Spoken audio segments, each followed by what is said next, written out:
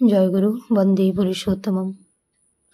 আজকের ইষ্ট আলোচনার বিষয়বস্তু হচ্ছে সন্তানের জন্য মায়ের করণীয় কি। গর্ভধারণ কাল থেকেই মায়ের সাধন শুরু।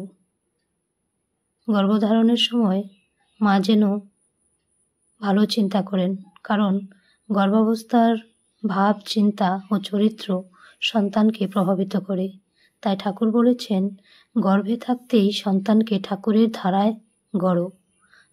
মা যেমন সন্তানও তেমন। ঠাকুর বলেছেন, আদর্শ মা মানেই আদর্শ ভবিষ্যৎ।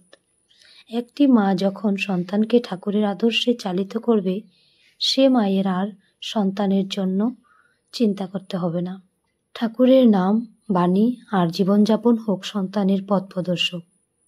সন্তানদের জন্য মায়ের শাসন এবং স্নেহ কেমন হওয়া লাগে, এক্ষেত্রে শেষে ঠাকুর বলেছেন, ঠাকুরের একটি বাণী আছে, আধুকথার সময় হতেই করে করিয়ে যা শেখাবি, সেটিই হবে মুখ্যম ছেলে, হিসাবে চল নয় পস্তাবি। শেষে ঠাকুর বলেছেন, শাসন ও স্নেহ এই দুইটিতেই ভারসাম্য রাখা দরকার।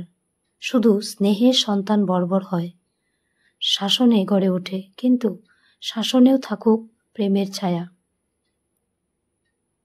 ঠাকুর চাইতেন মা যেন মঙ্গলময় কঠোরতা ও প্রেমময় কোমলতা দুই জানেন।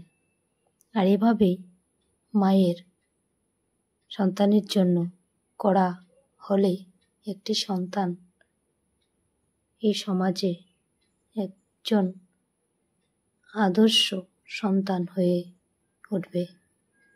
আর এটাই ঠাকুরের ইচ্ছা। জয়গুরু বন্দে পুরুষোত্তমম।